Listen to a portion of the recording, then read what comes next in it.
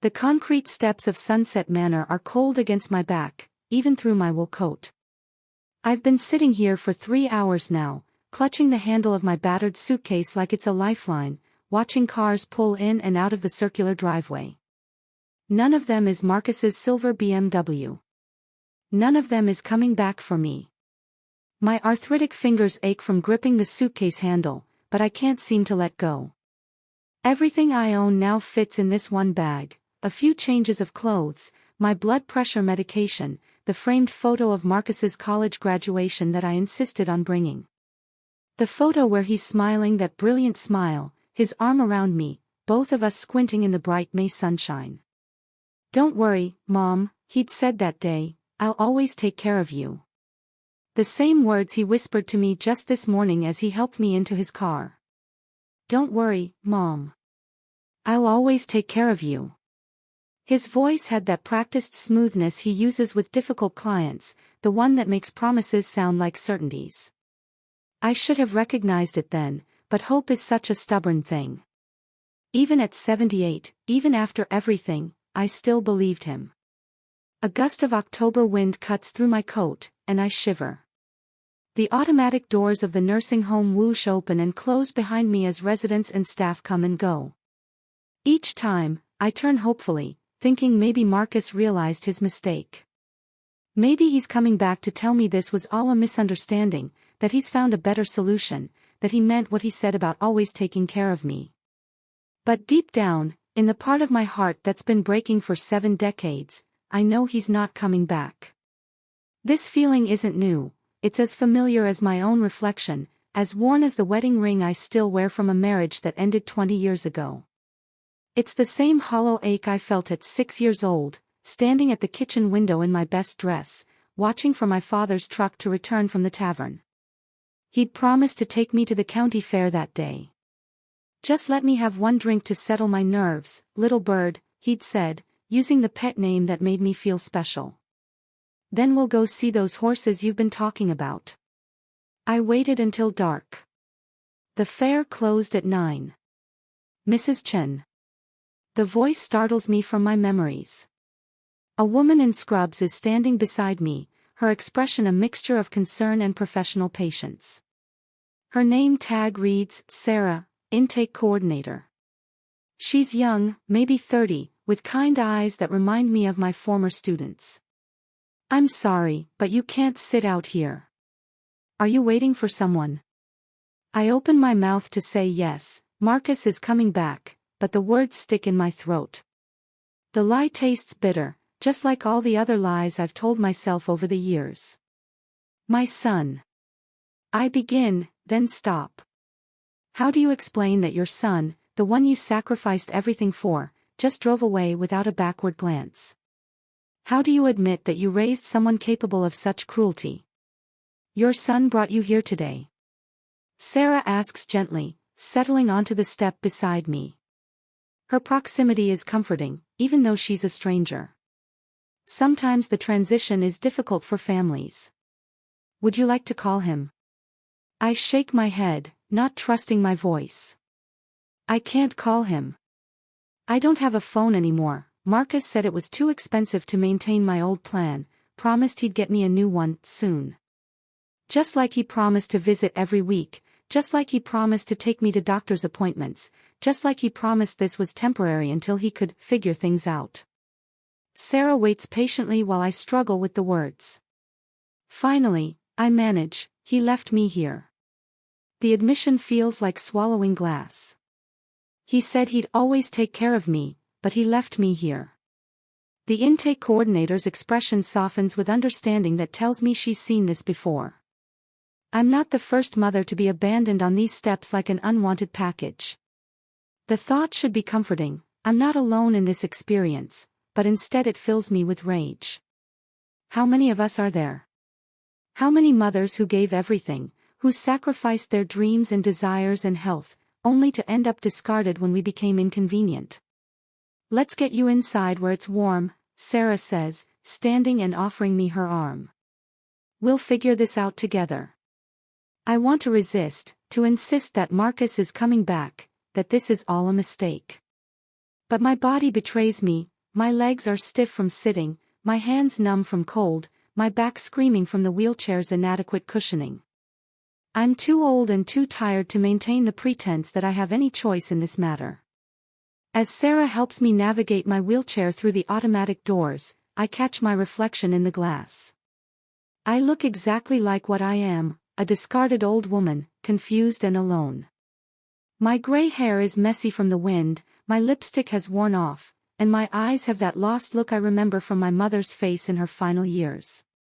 When did I become her? When did I become the kind of person who gets left behind? The lobby of Sunset Manor is warm and bright, with fake plants and motivational posters that try too hard to be cheerful. Every day is a gift, one reads. Make it count. I want to laugh at the absurdity, but I'm afraid if I start, I might never stop. Sarah wheels me toward the reception desk, chatting about dinner times and activity schedules, trying to normalize this moment. But nothing about this is normal. Nothing about being 78 years old and homeless, dependent on the kindness of strangers, forgotten by the person who used to call me his best girl, is normal. As we wait for the paperwork to be processed, I think about the pattern that's defined my entire life.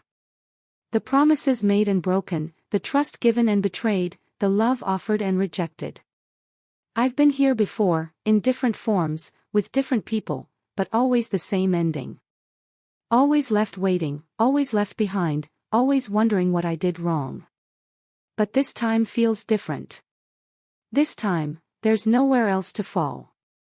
That night in my narrow nursing home bed, with the unfamiliar sounds of institutional life echoing through thin walls, I can't escape the memories that Marcus's abandonment has unlocked. Sleep feels impossible, so I let my mind drift back to 1952, to another promise broken, another dress worn for nothing.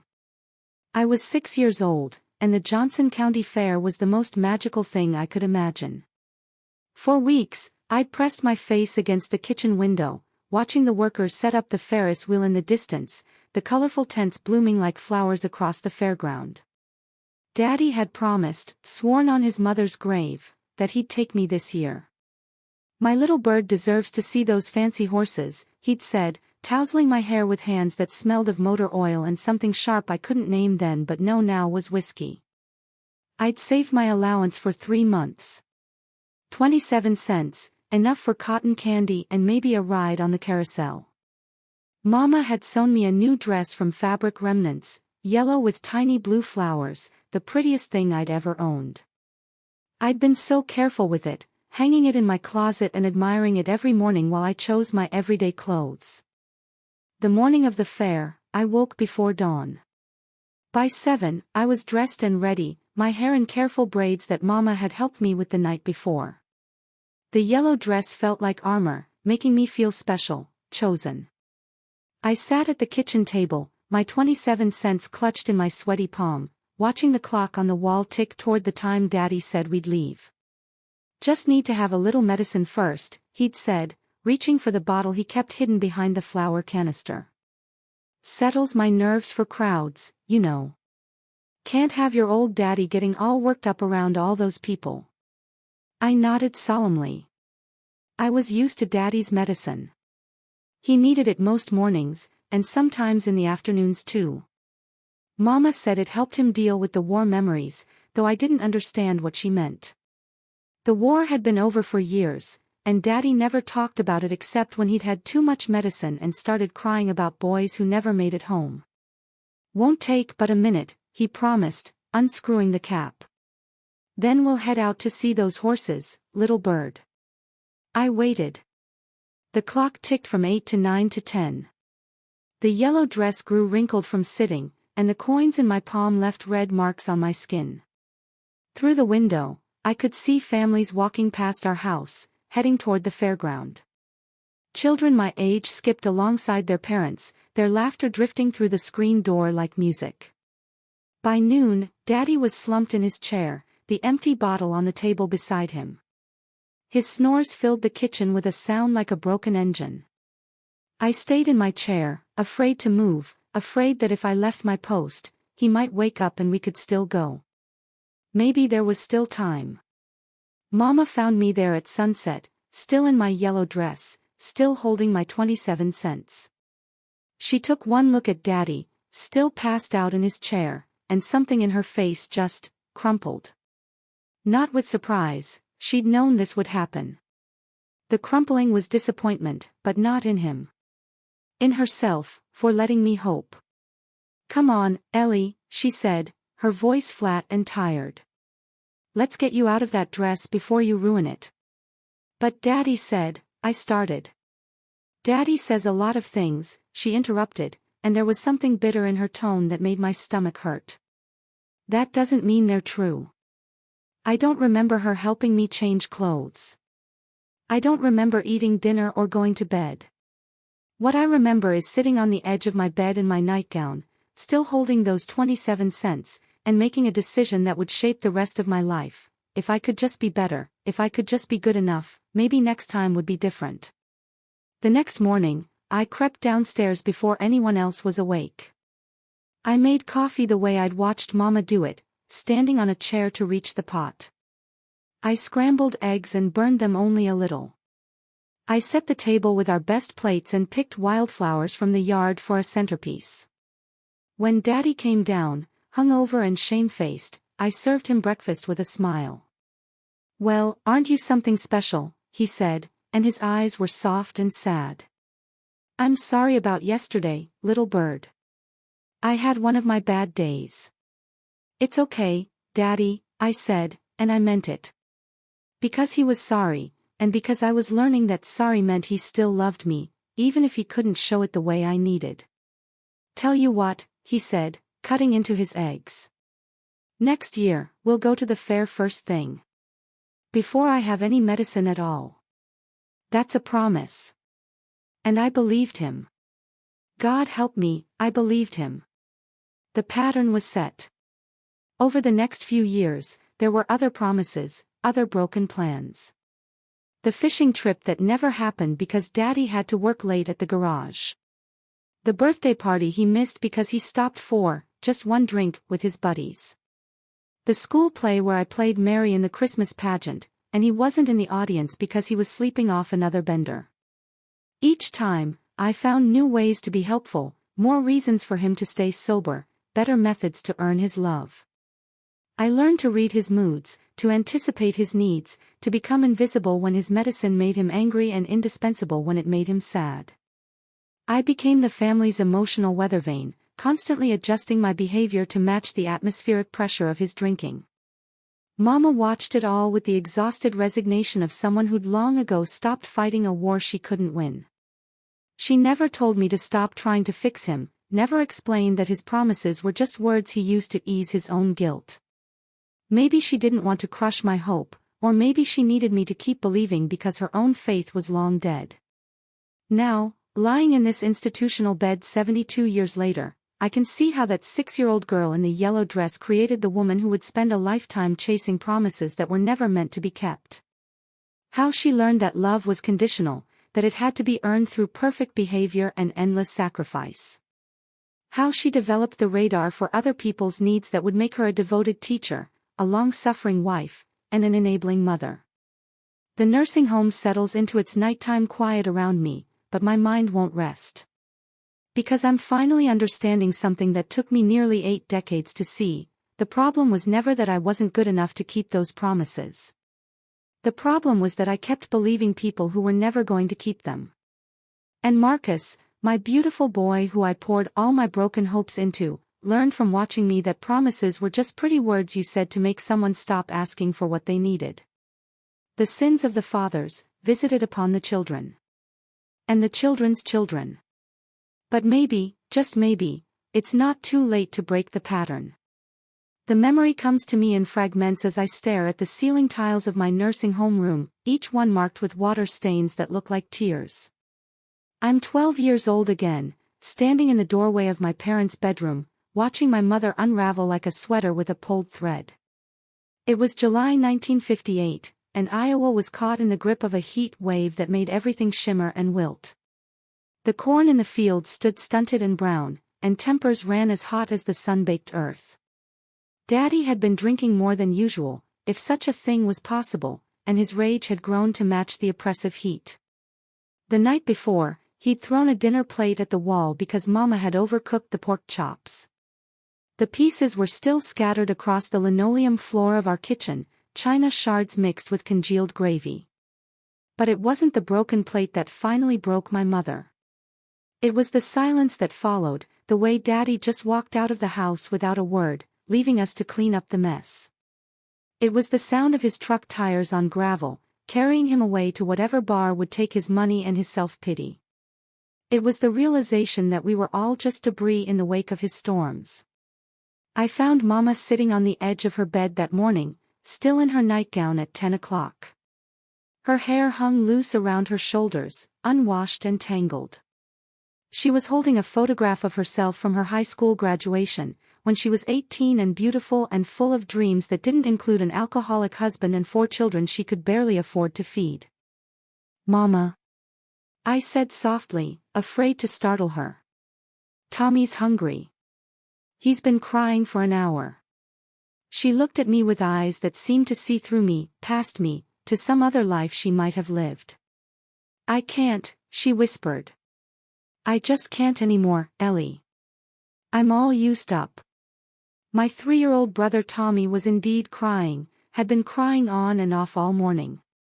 6-year-old Sarah was trying to comfort him, but she was just a baby herself. 9-year-old Billy was nowhere to be found, probably hiding in the barn the way he did when things got bad at home. The weight of the house, of my family, of everything that was breaking apart settled on my 12-year-old shoulders like a yoke. "It's okay, Mama," I heard myself say, using the same tone I'd used with Daddy countless times. "I'll take care of everything. You just rest." And just like that, I became the mother of our family. I started with Tommy, changing his diaper and warming a bottle of milk on the stove. The familiar routine of caregiving felt natural, like putting on a coat that fit perfectly. I'd been watching Mama do these things for years, absorbing the movements, the timing, the little tricks that made babies stop crying and children behave. I fed Tommy, then Sarah, then went to find Billy and coax him back to the house with the promise of fried eggs and toast. By afternoon, I had the house clean, the laundry hanging on the line, and a pot of vegetable soup simmering on the stove. I'd used the last of our canned tomatoes and the potatoes from the cellar, making the kind of filling meal that would stretch to feed 5 people. When the children napped, I sat with Mama, brushing her hair and speaking in the soothing voice I'd learned from watching her comfort us when we were sick. "Everything's fine," I told her, though nothing was fine. "The children are fed and happy. Daddy will come home soon, and things will get better." But Daddy didn't come home that night. Or the next night. Or the one after that. For 3 weeks, I kept the house running. I woke before dawn to milk our old cow, Betty, and collect eggs from the henhouse. I made breakfast, packed lunches, and walked my siblings to the school bus stop. I came home to check on Mama, who spent most days in bed, staring at the ceiling or that old photograph. I did the grocery shopping with the small amount of money Mama kept hidden in a coffee can, stretching every dollar until it screamed. I learned to forge Mama's signature on permission slips and report cards. I learned to answer the phone in a cheerful voice and tell concerned neighbors that everything was fine, just fine, thank you for asking. I learned to lie with a smile and make excuses for why Mama couldn't come to the phone, why she missed church, why she looked so thin and pale on the rare occasions she ventured outside. The hardest part wasn't the physical work, though my back ached constantly from lifting Tommy and carrying laundry baskets that were too heavy for me.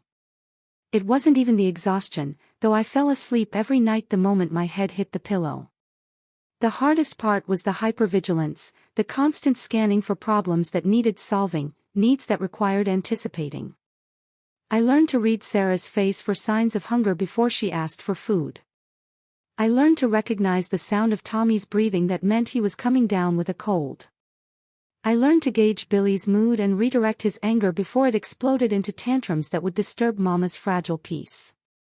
I became an emotional barometer, constantly adjusting the atmosphere of our home to maintain the delicate balance that kept us all from falling apart completely. When Daddy finally came home, hollow-eyed and reeking of whiskey and shame, I was ready for him too. I had his favorite meal waiting, his clothes washed and pressed, his children clean and quiet. I had become everything he needed, everything Mama couldn't be in her broken state. "Well, look at you," he said, and there was something like pride in his voice. "Taking care of everyone like a little mother. What would we do without you?" The praise hit me like a drug. After weeks of feeling scared and overwhelmed, his approval felt like sunshine after rain. I had done something right. I had made myself indispensable. But even as I basked in his temporary gratitude, I understood the bargain I'd struck. I had traded my childhood for the illusion of control, my own needs for the desperate hope that if I could just be good enough, helpful enough, perfect enough, maybe no one would leave me again. The pattern was set deeper now, carved into my bones like initials in a tree. I would anticipate needs before they were expressed. I would sacrifice my own comfort for others' convenience. I would make myself so valuable, so necessary, that abandonment would become impossible. Except it never worked that way. Because people don't leave you because you're not good enough. They leave because they want to leave, because they've decided their own needs matter more than your devotion. All the caregiving in the world can't fill the holes in someone else's heart or heal the damage they do to yours. But I wouldn't learn that lesson for another 66 years, not until I was sitting on the steps of a nursing home, clutching a suitcase and wondering how I'd gotten everything so wrong.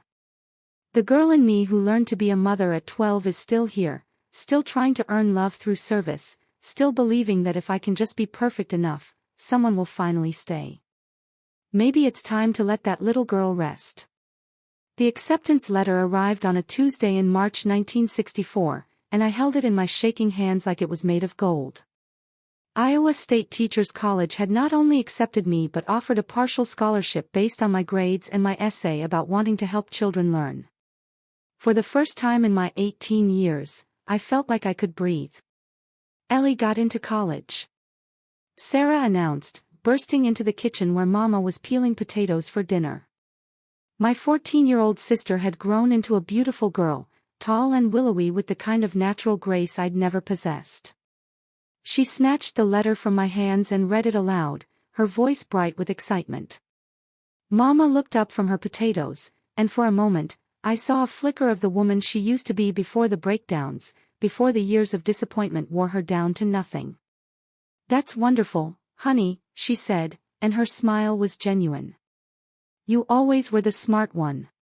But even as she congratulated me, I could see the fear creeping into her eyes. Who would take care of everyone when I was gone? Who would make sure Billy did his homework and Tommy ate his vegetables? Who would manage the household budget and forge her signature on school forms when her hands shook too badly to write? "I don't have to go," I heard myself say, the words tumbling out before I could stop them. "I could stay here, get a job at the diner, help out more." "Don't be ridiculous," Mama said, but her voice lacked conviction. "You're going to college. You're going to be somebody." The somebody I became that fall was terrified and exhilarated in equal measure. Iowa State was only 2 hours from home, but it might as well have been another planet. I'd never lived anywhere but that farmhouse, never been responsible for just myself. The freedom was intoxicating and overwhelming. My roommate, Janet, was a farm girl from Nebraska who seemed to navigate college life with an ease I envied. She joined clubs, went to parties, dated boys with the casual confidence of someone who'd never had to worry that her choices might cause her entire family to collapse. I watched her with fascination, trying to understand how she managed to think only of herself without apparent guilt. I threw myself into my studies with the same intensity I'd once applied to keeping house. If I could just be perfect, if I could just earn straight A's and impress my professors, maybe I could prove I deserved to be here. The familiar pattern of overachievement felt comfortable, like wearing old clothes. It was in my educational psychology class that I first met Robert Chen. He was a pre-med student, tall and serious with dark hair and intense eyes behind wire-rimmed glasses. He sat in the front row and asked thoughtful questions that made our professor nod approvingly. He was everything I thought I wanted: stable, ambitious, going somewhere in life. When he asked me to study with him at the library, I was so nervous I could barely speak. I'd never had a real conversation with a boy who wasn't one of my brothers. But Robert was patient with my stammering, and he seemed genuinely interested in what I had to say about child development theories. "You really understand this stuff," he said one evening as we pored over our textbooks. "You have natural insight into what makes people tick." I flushed with pride. Here was someone who saw value in all those years of reading people's moods, of anticipating their needs before they knew they had them. What I'd learned from survival, he saw as wisdom. Our relationship developed slowly, built on shared study sessions and long walks around campus. Robert was different from the men in my family. He didn't drink, he kept his promises, he treated me with respect. When he told me about his dreams of becoming a doctor, of helping people and making a difference in the world, I felt like I was glimpsing a future I'd never dared imagine for myself. But even as I fell in love with him, I could feel my old patterns reasserting themselves.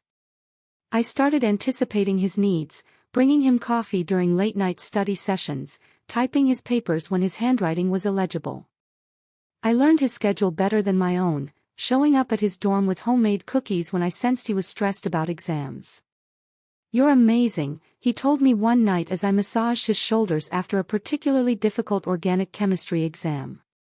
"You always know exactly what I need." The praise felt like coming home. This was what I was good at, making myself indispensable, earning love through service. With Robert, it felt different than it had with my family. He appreciated my efforts, acknowledged my sacrifices. He made me feel valued rather than simply useful. When he proposed at the end of our sophomore year, I said yes without hesitation.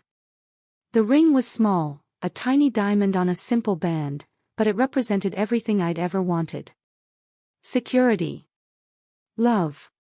A partner who would never leave me standing on the porch in a yellow dress, waiting for promises that would never be kept.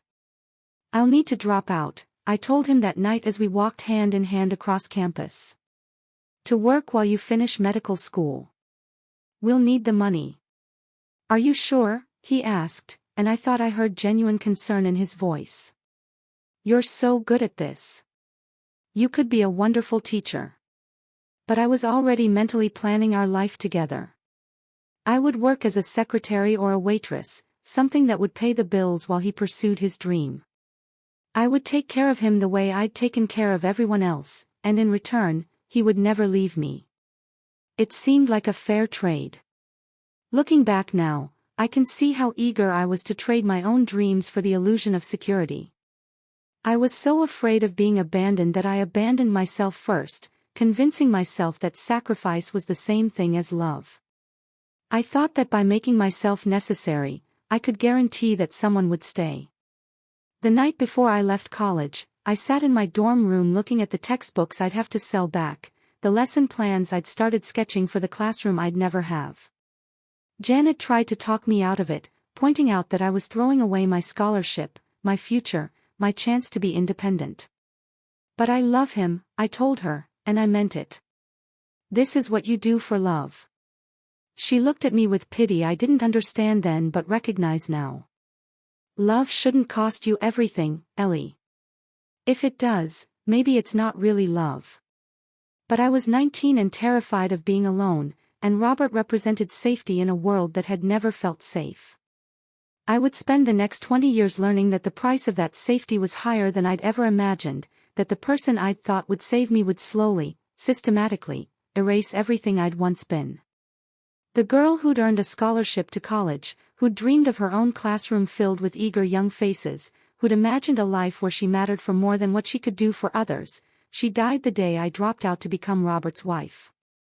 It would take me 60 years to mourn her properly.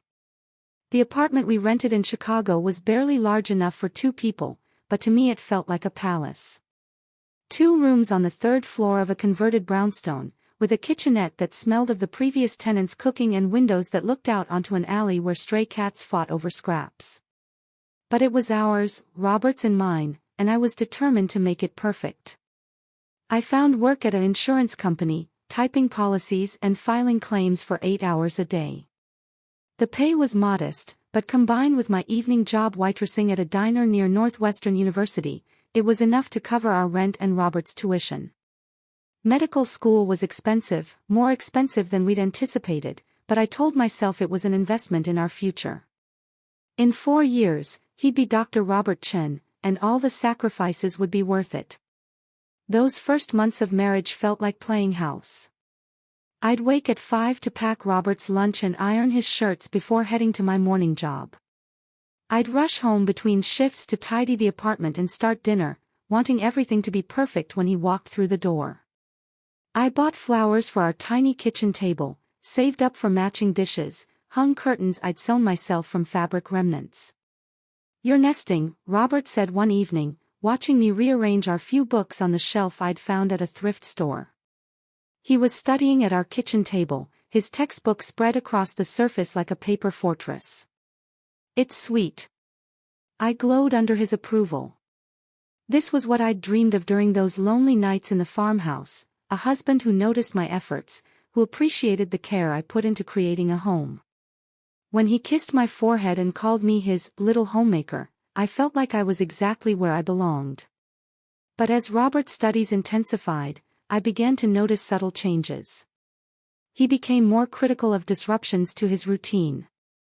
If I came home late from the diner, he'd complain that dinner was delayed.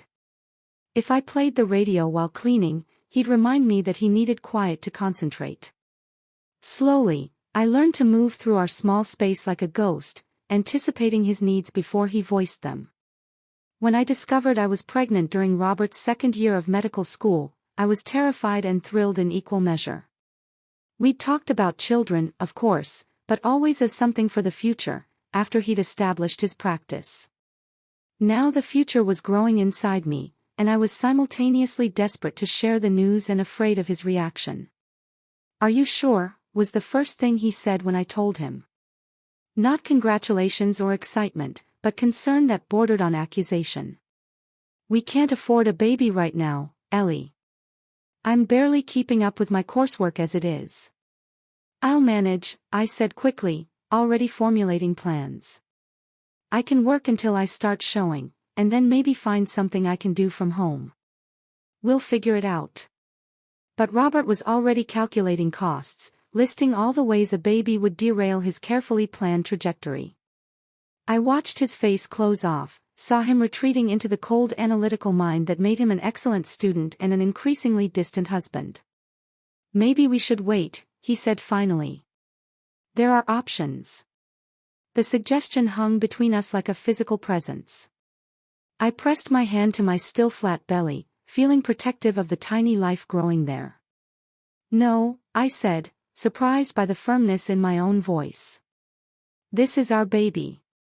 We'll make it work." He didn't argue further, but his silence felt like a withdrawal of support. Over the next few months, as my body changed and my energy flagged, Robert became more demanding rather than more helpful. He expected the same level of service, his meals prepared, his laundry done, his study space maintained, regardless of my morning sickness or exhaustion. I learned to vomit quietly so I wouldn't disturb his concentration.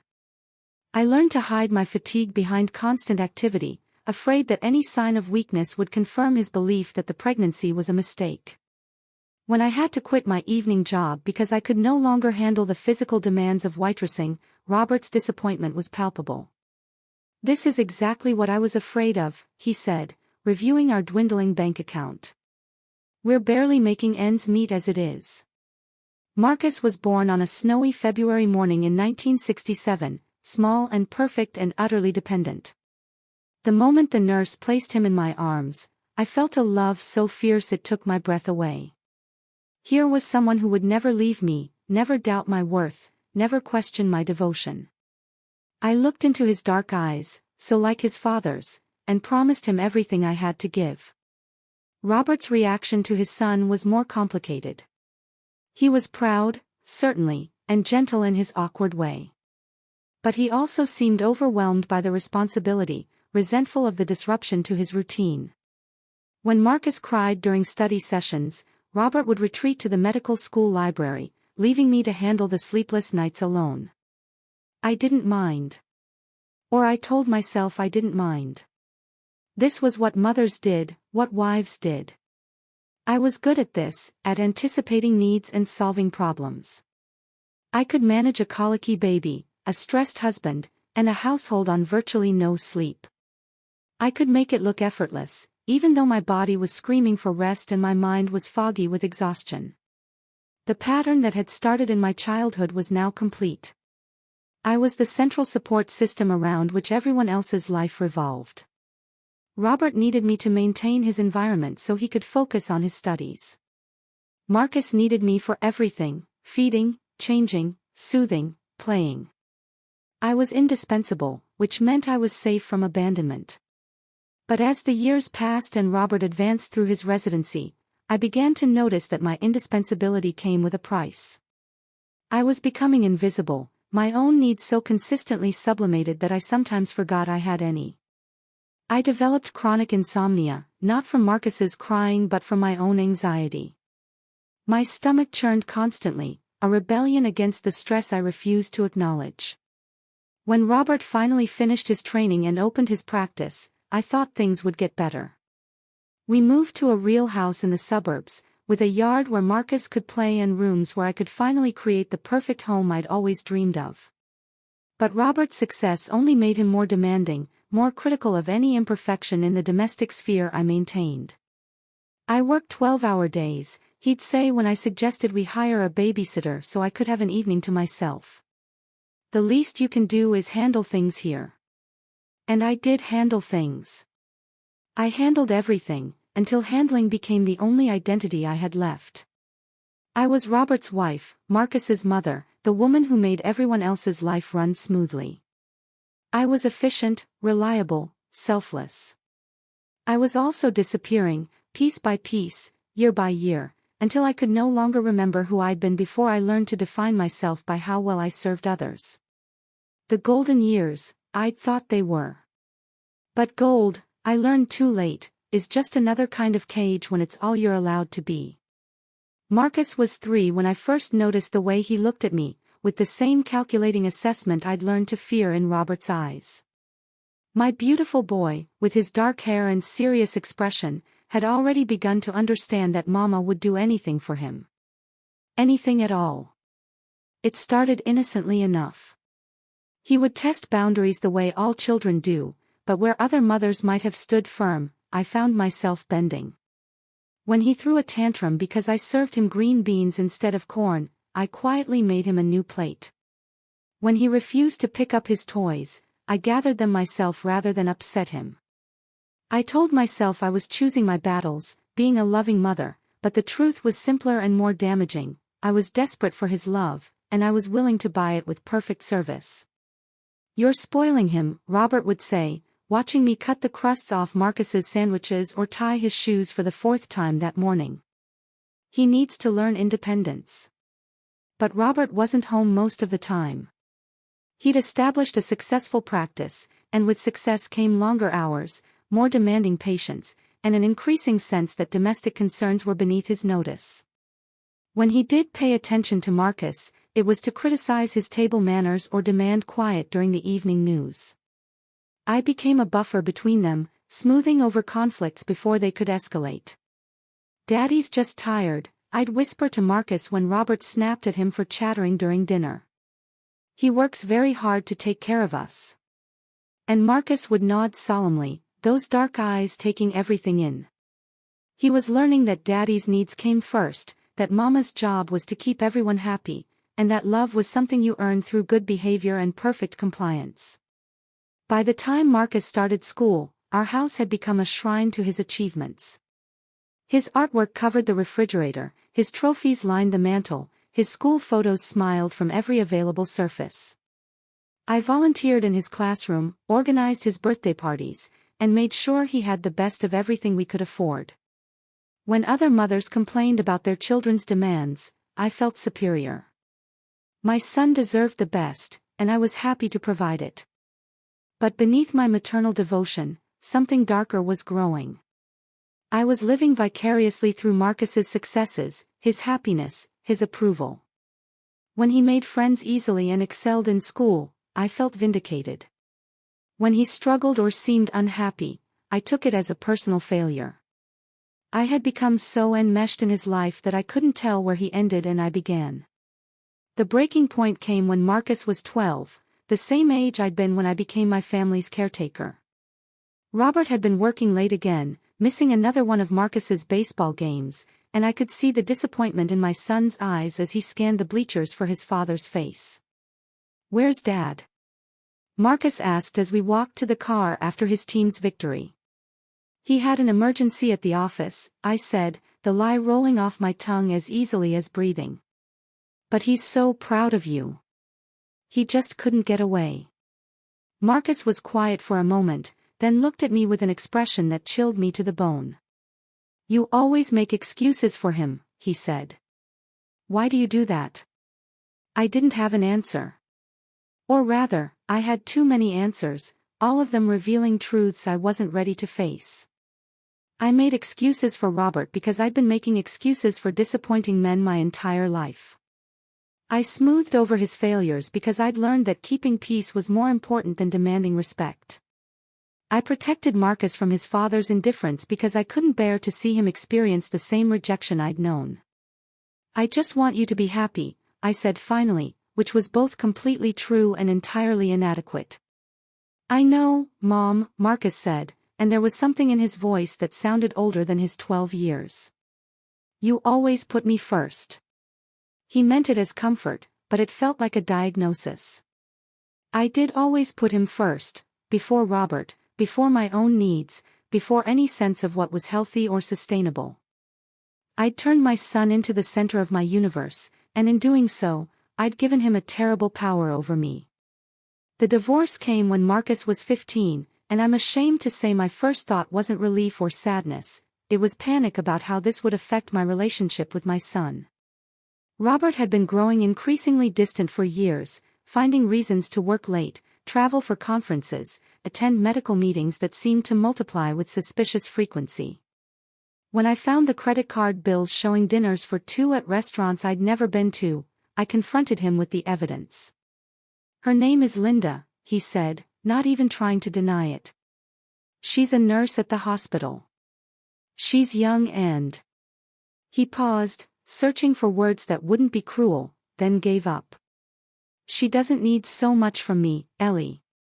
She's not always asking for things I can't give." I wanted to argue, to point out that I'd never asked for anything but basic consideration, but the words stuck in my throat. Because in a way, he was right. I had been asking for things he couldn't give, attention, affection, the kind of partnership I'd dreamed of since I was a girl in a yellow dress.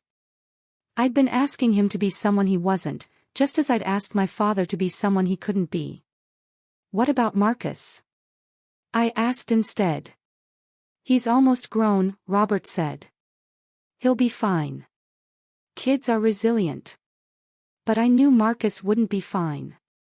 I could see it in his eyes, the same look I'd worn at his age when my world was falling apart. The difference was that I was determined to make sure he never felt abandoned the way I had. I would be enough for both of us. I would love him enough to fill the hole his father's leaving would create. "It's just us now," I told Marcus the night Robert moved out. "But that's okay. We'll take care of each other." And Marcus nodded, accepting this new role with the same solemn maturity he'd shown since childhood. But something had shifted in our dynamic. I was no longer just his mother, I was his primary relationship, his emotional anchor, his source of unconditional love and support. The pressure of that responsibility should have crushed a 15-year-old, but Marcus seemed to accept it as natural. Looking back, I can see how that moment sealed both our fates. I became the mother who would sacrifice anything for her child's happiness, and he became the child who learned that love meant having someone who would sacrifice everything for you. I thought I was protecting him from the pain of abandonment, but I was actually teaching him that abandonment was acceptable as long as someone else was willing to absorb the damage.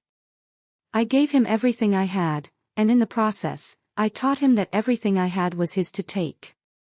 The day I drove Marcus to Northwestern University for his freshman year, I felt like I was driving to my own execution. He sat in the passenger seat, earbuds in, lost in his music and his excitement about the future spread out before him like a golden highway. I gripped the steering wheel with hands that wouldn't stop shaking, trying to memorize every detail of this last car ride we'd take as a family of two. "You don't have to walk me to the dorm, Mom," he said as we pulled into the campus parking lot. "I can handle it from here." I wanted to argue, to insist that this was what mothers did, that I needed to meet his roommate and see his room and make sure he had everything he needed. But the casual dismissal in his voice stopped me cold. He was already pulling away, already becoming someone who didn't need me, and I was supposed to smile and pretend this was what I wanted. "Are you sure?" I asked, hating how small my voice sounded. "I could just help you carry." "I'm sure," he said, already opening the car door. "I'll call you tomorrow, okay?" He hugged me briefly, the kind of perfunctory embrace you give to distant relatives at funerals, and then he was gone. I sat in that parking lot for 20 minutes, watching other families unload cars and carry boxes and take photos in front of the dormitory.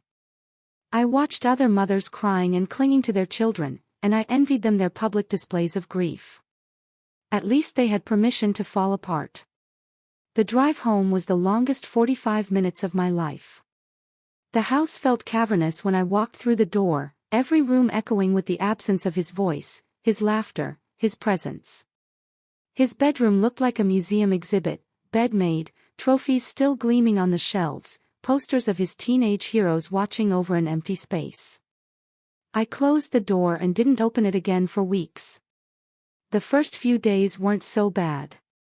I had projects to keep me busy, cleaning out closets, organizing photo albums, catching up on all the household tasks I'd neglected while focusing on Marcus's senior year. But by the end of the first week, when the projects were done and the house was spotless and there was nothing left to organize, the silence began to crush me.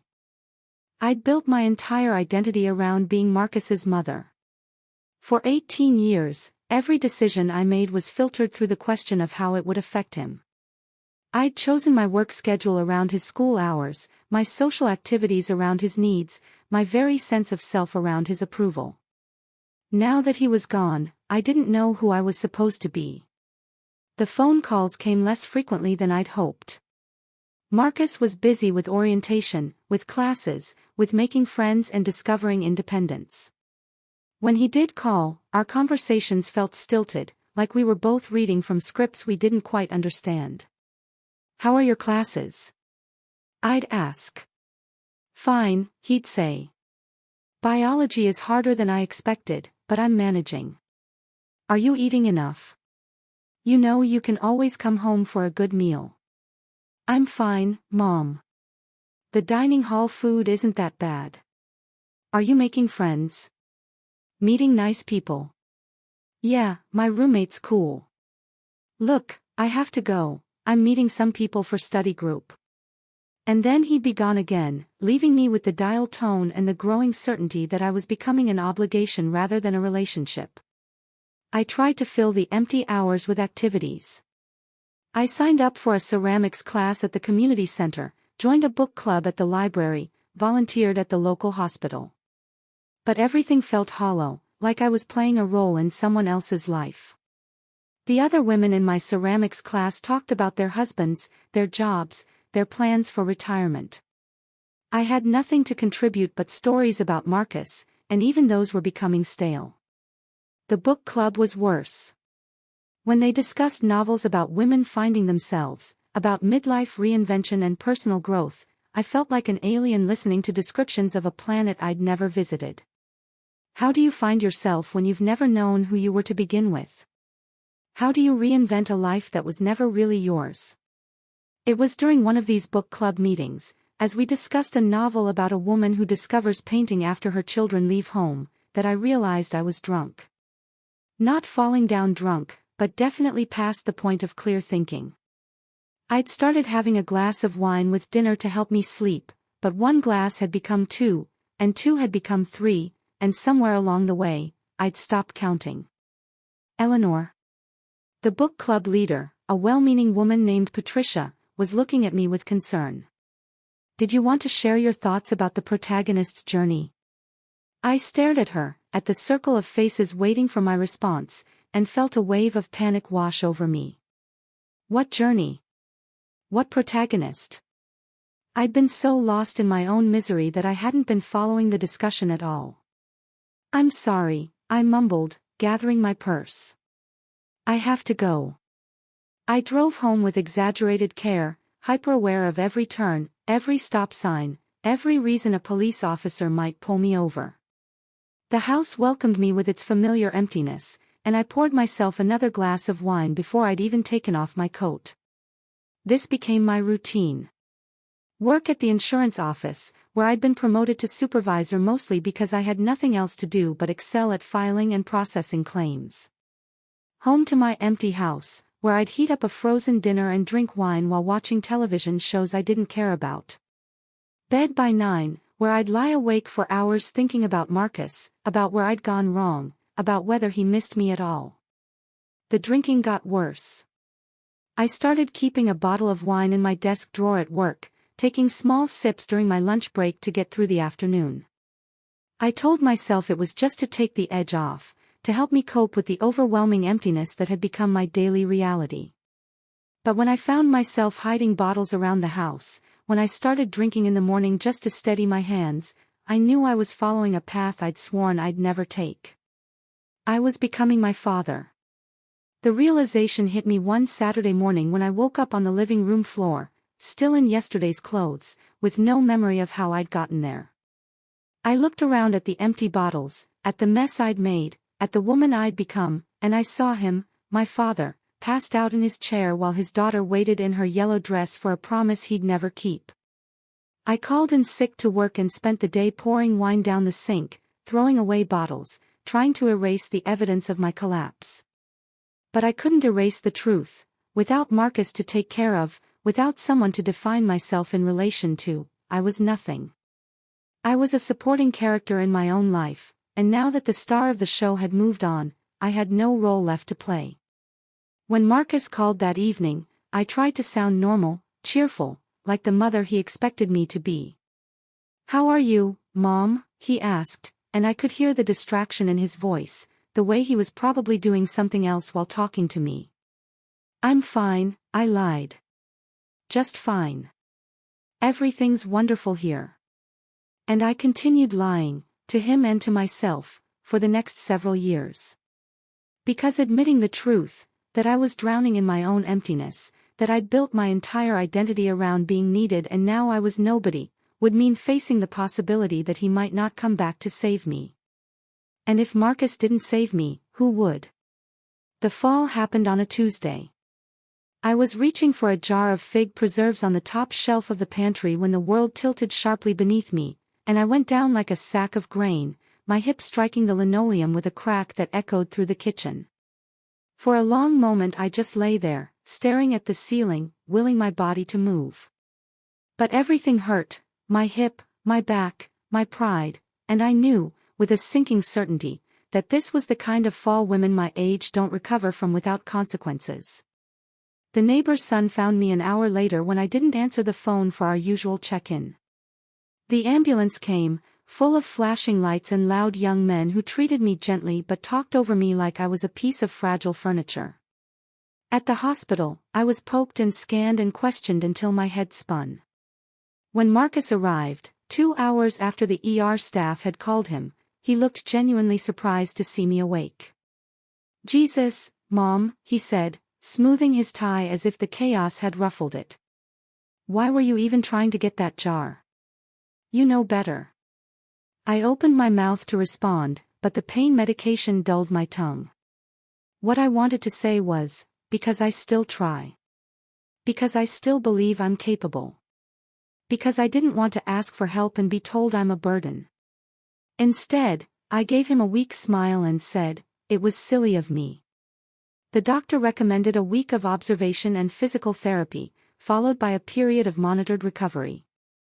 I half expected Marcus to balk, to offer alternatives, but he just nodded and tapped away on his phone. That night, as he sat beside my hospital bed, he made a series of promises so confidently I nearly believed him. "Once you're discharged," he said, his tone full of assurance, "you'll come stay with us for a while. Just until you're back on your feet. We'll convert the guest room. I'll take care of the costs, don't worry about a thing." I closed my eyes and let the words wash over me like warm water. It felt good to be wanted, needed even. I imagined soft blankets, meals cooked by someone else, a home filled with voices again. I imagined Marcus bringing me tea in the afternoons and his wife, Dana, offering gentle smiles of understanding. But what I got was silence. When I was discharged 5 days later, Marcus picked me up alone. No guest room had been prepared. The house was in disarray, the children loud, and Dana clearly hadn't agreed to this arrangement. She greeted me at the door with a tight smile that didn't reach her eyes, her arms crossed over her chest like a gate. "I thought you said this was temporary," she said to Marcus when she thought I wasn't listening. "You know how sensitive the girls are to changes in the routine." "She's just here to rest a few days," he replied breezily. "A week at most." But a week turned into 2, and then 3. I did my best to be invisible. I stayed in the guest room, which was really just a glorified storage closet with a pull-out cot and a single window that didn't open. I cleaned the kitchen after breakfast, folded the girls' laundry when Dana forgot, offered to help with dinner even when I could barely stand. I thought if I showed my gratitude in tangible ways, if I proved I wasn't a burden, they might let me stay longer. That they might even want me there. Marcus came home late most nights, full of apologies and empty reassurances. "I'm looking into home care," he'd say. "Just trying to find the right fit." Or, "There's a lovely assisted living place in Oakbrook, private rooms, gardens, the works. I want the best for you, Mom. You know that." And I'd nod, because I wanted to believe it. I wanted so badly to believe that my son, the boy I'd poured every ounce of love into, still saw me as something more than an obligation. But every night, after the dishes were done and the children tucked into bed, I'd sit alone in that little room and stare at the walls, feeling more like luggage than a person, something too heavy to carry, left in the hallway until someone figured out what to do with it. Then came the night I overheard them. I'd gotten up to use the bathroom and paused outside the kitchen, where Marcus and Dana stood talking in low voices. I hadn't meant to eavesdrop, I'd simply frozen at the sound of my name. "She's not getting better," Dana was saying. "She's barely mobile. This isn't sustainable." "I know," Marcus sighed. "I'm working on it." "Well, work faster. We didn't sign up for elder care." There was a pause, then Marcus said something I'll never forget, "I've found the perfect solution. She won't be a problem much longer." I made it back to my room before I collapsed into sobs, biting down on the pillow so they wouldn't hear me. She won't be a problem much longer. As if I were a plumbing issue or a noisy neighbor. Not a mother. Not a person. The next morning, he was cheerful again, offering me eggs and toast with a side of manufactured charm. "Mom," he said, his voice syrupy, "I think it's time we looked into a more professional setup. For your comfort, of course.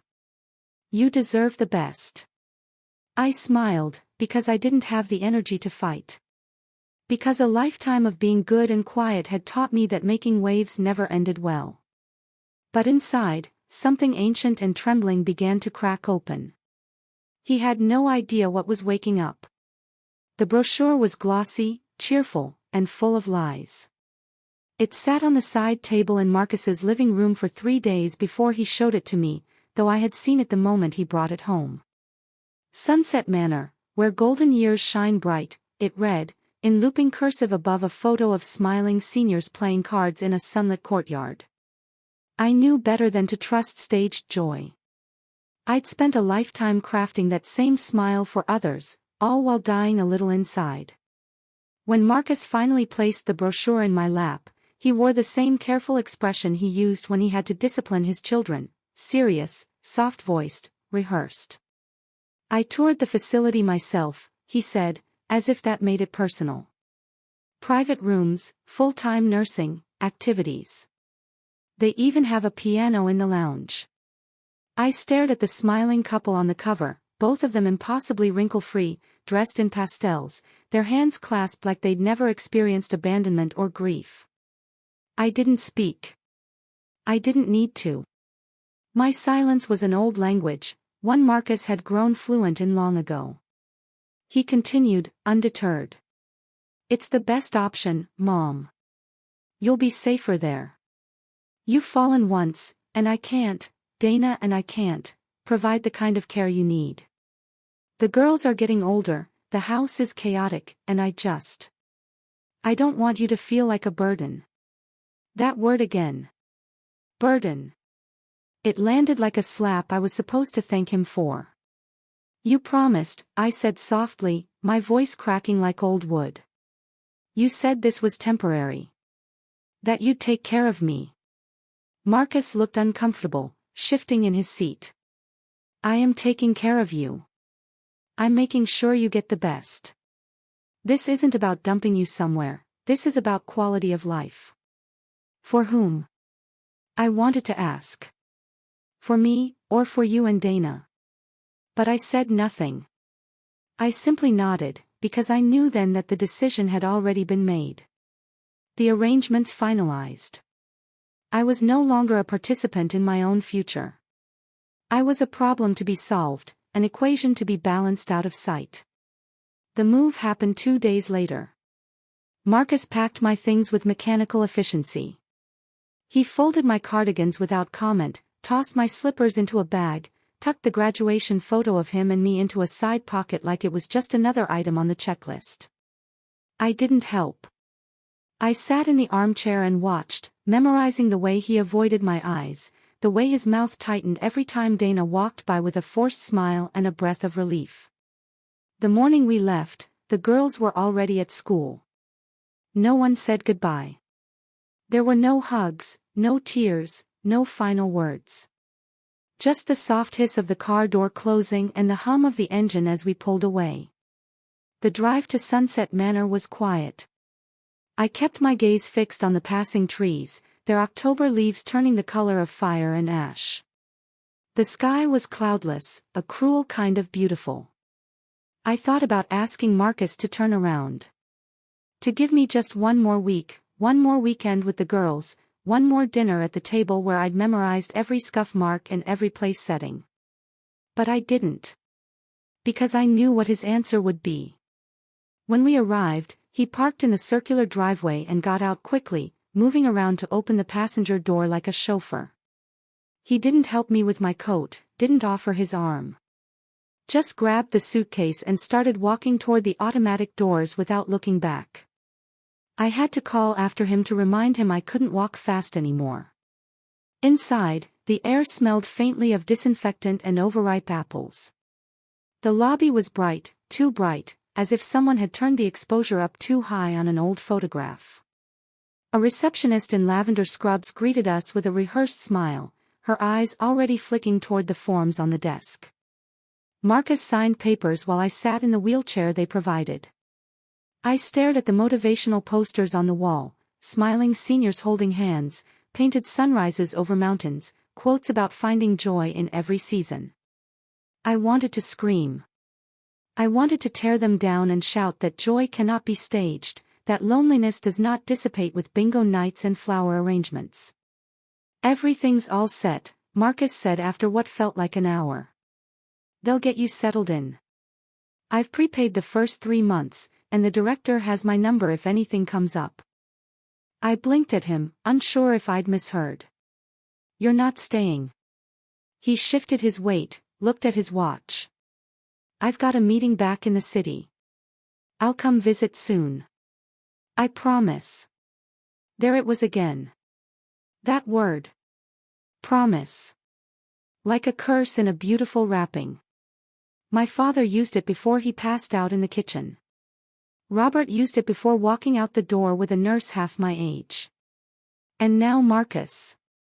I reached into my purse and pulled out the framed photo of his graduation. I pressed it into his hands, my fingers lingering for just a second too long. "Don't forget who took that picture," I whispered. He looked at it, then at me, something flickering in his expression, regret, maybe, or guilt. But whatever it was, it passed quickly. He cleared his throat, forced a smile, and leaned down to kiss my cheek. "Take care, Mom." Then he walked away. He didn't look back. I sat there for a long time, long after the receptionist had gone back to her phone and the intake forms had been filed away. Long after the automatic doors had hissed shut behind my son. My suitcase sat beside me like a silent witness. My hands trembled in my lap, not from age, but from something deeper, rage, despair, the final fracture of a bond I'd spent a lifetime tending. I thought about all the years I'd spent making myself small so others could feel big. All the nights I'd stood in the doorway of Marcus's childhood bedroom, watching him sleep and praying he'd never feel the hollowness I'd carried since childhood. All the birthdays and scraped knees and science fair posters and late-night drives and whispered reassurances that everything would be okay. And in the end, I was left like this, alone on a vinyl chair in a borrowed wheelchair, dropped off like unwanted mail.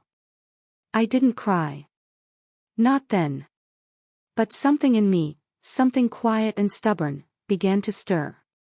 A murmur beneath the grief. A whisper of rage. A memory of that little girl in the yellow dress who sat waiting for a father who never came, and the 12-year-old who learned how to survive by becoming indispensable.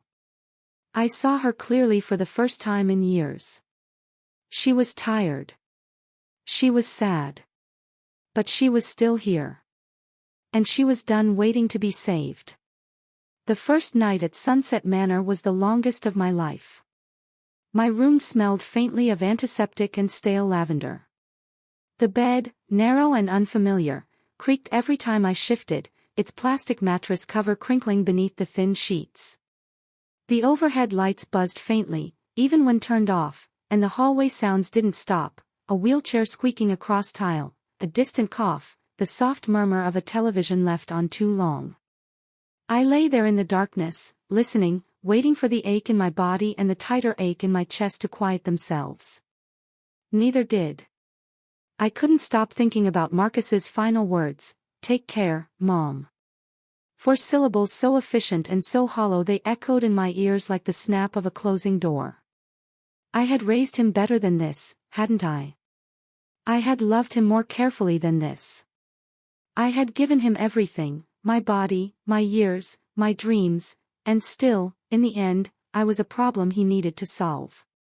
Sometime after midnight, I pulled the thin blanket to my chin and stared at the water-stained ceiling, its patterns shaped like weeping eyes. Sleep wouldn't come. Not because of the noise or the pain in my knees, but because of the rising tide of fury in my chest. I had mistaken submission for strength my whole life. I had confused endurance with love. And now, at 78, I was here, discarded, silenced, institutionalized, with nothing but the raw truth curling in my gut like fire. By morning, my jaw ached from clenching through the night. The nurse assigned to me introduced herself as Rosa. She was kind and efficient, a woman in her 50s with a gentle touch and a voice that hummed softly when she worked. She helped me into the bathroom, laid out my medication, and asked what I liked for breakfast. I told her I wasn't hungry, which was mostly true, but I forced myself to sip the watery coffee she brought back anyway. Not because it tasted good, it didn't, but because I refused to let myself wither away. Not now. Not here. Around mid-morning, a staff member wheeled in a second bed and began setting it up across from mine. I watched with mild curiosity until a voice drifted in from the hallway, sharp and full of opinion. "Well, if this place serves Jell-O for dinner again, I'm walking out the front door, cane or not." A small woman appeared, back straight despite her hunched shoulders, her white curls tucked under a purple beret that looked wildly out of place in the dull beige room. She paused when she saw me watching, tilted her head, and smirked. "You must be the new one," she said. "Let me guess, dumped by a son who swore he'd never leave your side." I blinked. "Something like that." "Mm-hmm. Thought so." She held out her hand. "Dorothy Silverman. You can call me Dot. Everybody does." I took her hand, surprised by the firmness of her grip. "Eleanor. Or Ellie." "Nice to meet you, Ellie." She nodded toward the staff member. "Put me by the window, Jerry. I like to watch the squirrels. They're the only men around here who don't lie." I didn't laugh, not exactly, but something like a huff of breath escaped me. It felt foreign. Almost painful. Dorothy settled in quickly, unpacking a small collection of books, a photograph of a man I assumed was her husband, and a faded coffee mug with a cartoon owl that read, "Old birds still bite." She noticed me watching and shrugged. "My granddaughter gave it to me after I told her mother where she could shove her Pilates class." She winked. It was a proud day. There was something about her that rattled me, something unnerving in her ease, her refusal to shrink. She took up space unapologetically. She laughed loudly, criticized the food openly, and refused to be spoken to like a child. In short, she was everything I had never allowed myself to be. For 2 days, I kept to myself. I ate my meals silently, endured my physical therapy appointments without complaint, and watched as Dorothy charmed nurses and argued with the head of recreation about the crossword difficulty levels. I told myself I was too tired to engage, too busy adjusting, but the truth was simpler: I was ashamed. I had spent my entire life teaching others how to behave, how to be polite, how to fit neatly into the spaces society carved out for women like me. But what had it earned me? A wheelchair. A shared room. A son who hadn't even called to check if I'd arrived safely. On the third evening, as Dorothy shuffled back into our room after losing a heated game of dominoes, she threw her cane on the bed and said, "You look like a woman who's been swallowing a brick every morning for the last year. You ever tried just spitting it out?" I blinked. "I beg your pardon." She sat on the edge of her bed, leaning toward me with those sharp eyes. "You sit there like a statue. Perfect posture, polite nods, not a peep of complaint. But your eyes?" She pointed. "They're screaming. So why don't you stop pretending?" "I'm not pretending," I said, the words too quick, too defensive.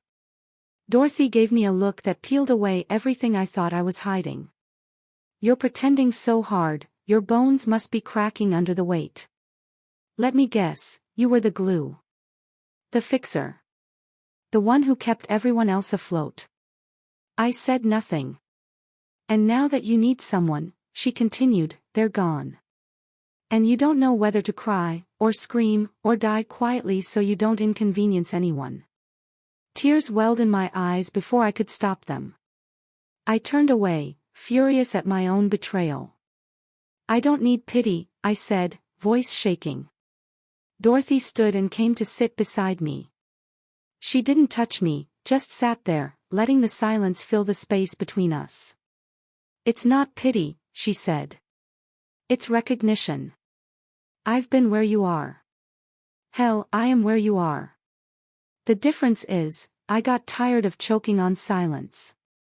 I got tired of making excuses for people who sleep just fine after throwing me away." I stared at her. "What changed?" She smiled. Not soft. Not sad. Sharp. I stopped apologizing for being alive. That night, I didn't cry. For the first time since Marcus left me on the concrete steps of this place, I didn't curl inward. I didn't swallow the brick. Instead, I opened my drawer, pulled out the old notebook I used to keep grocery lists in, and began writing. Not just names and numbers. Not just memories. But facts.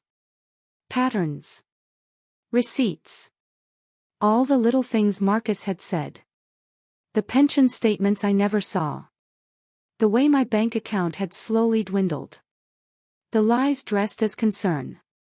I wrote until my hands ached and my eyes blurred. Because I wasn't going to be discarded quietly. Not anymore. The next morning, I asked Rosa for a copy of my financial intake paperwork. She blinked, surprised, and offered a polite smile. Of course, Mrs. Chen. Any reason in particular? I told her I just wanted to review it. That much was true. But the real reason sat heavy in my chest like wet concrete. I needed to see, on paper, what I already suspected in my bones. I needed proof that Marcus had not only abandoned me, but stolen from me too. After breakfast, Rosa returned with a file folder bearing my name in neat handwriting. I thanked her and waited until she left before I opened it, my fingers trembling slightly. The figures leapt off the page, the facility's monthly cost, the advance payment supposedly handled by Marcus, the list of deductions pulled from my pension. And there it was.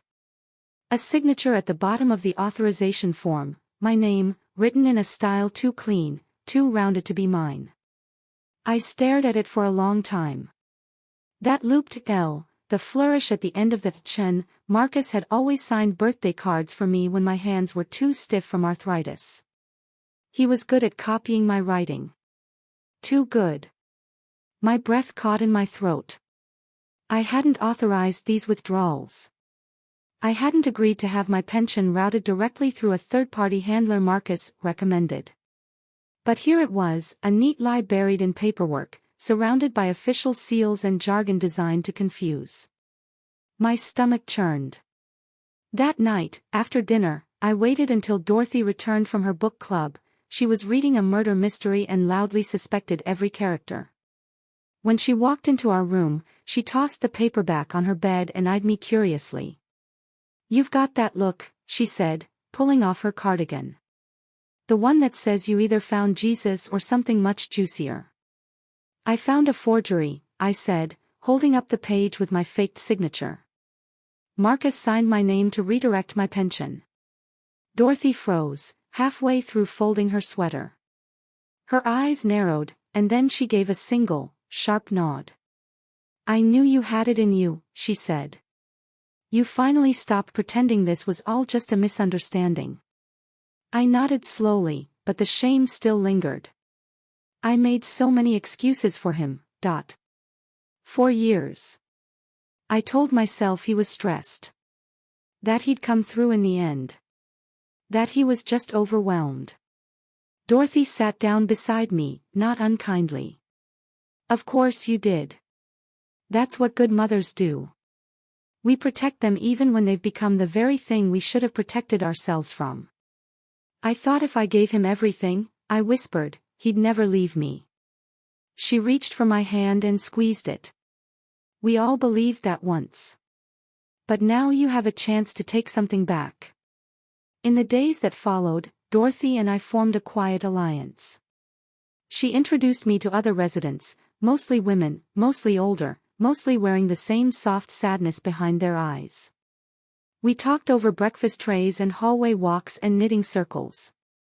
And everywhere I looked, I saw the same story told in different voices: sons who rerouted bank accounts, daughters who sold homes out from under them, nieces who stopped visiting once the checkbook was empty. There were so many of us. Too many. One afternoon, I met a woman named Patricia who used to be an accountant. Her son had convinced her to sign over power of attorney after her stroke. He said it was just temporary, she told me, her voice brittle. Now I don't even get my mail. She showed me her documents. I showed her mine. By the end of the week, I'd gathered enough first-hand stories to fill a binder. I borrowed a folder from the front desk and began organizing everything: statements, testimonies, copies of authorizations we never made. Dorothy dubbed it the war chest. I contacted a social worker named Elaine who came every Tuesday for wellness checks. She was young but sharp, with a clipboard she never seemed to put down and eyes that missed nothing. When I told her what I'd uncovered, She listened without interruption, then asked to see the folder. She read every page. Then she looked at me like I wasn't just a victim, but someone with power. "We can pursue this," she said. "You're not alone, Mrs. Chen. Financial abuse of elders is more common than most people realize. But you've done something most don't." "What's that?" I asked. "You documented it. Elaine helped me file a formal complaint. She also promised to alert the local Adult Protective Services unit to investigate Marcus's handling of my finances. The process wouldn't be quick," she warned. But it was in motion. After she left, I sat at the window with a cup of tea and watched the squirrels pick through the grass. Dorothy joined me, her knees cracking with every step. "Well?" she asked, lowering herself into the chair beside me. "I filed the complaint." Dorothy grinned. "Look at you. Rabble-rouser." "I don't feel triumphant," I admitted. "I feel hollow." "That's grief," she said. "It comes before the anger really sets in. Before the strength returns." I nodded. Because I could feel it already, that quiet hum beneath the sorrow. That slow rising of something I hadn't allowed myself in decades, righteousness. Not rage. Not vengeance. But something steadier. Something cleaner. I had spent my whole life trying to be someone's good girl, Daddy's little bird, Robert's perfect wife, Marcus's selfless mother. But I wasn't anyone's anything now. I was mine. And for the first time in 78 years, I was starting to wonder what that meant. The letter I sent Marcus was brief, polite, and unmistakably firm. I told him I needed to speak with him in person. No details, no tone of desperation, just a line about some important updates regarding my care, and a request to meet in the visiting lounge of Sunset Manor on Friday at 11 a.m. I even ended with, "Hope you're well." The same way he always ended his messages when he didn't want to talk. I didn't expect him to come. But Friday morning, dressed in a navy suit that still held the faint press of a dry cleaner's plastic wrap, Marcus walked through the doors like a man arriving for a boardroom negotiation. He gave the receptionist a tight smile, glanced at his phone twice, and scanned the room until he saw me sitting near the windows. "Mom," he said, that familiar professional tone already sliding into place.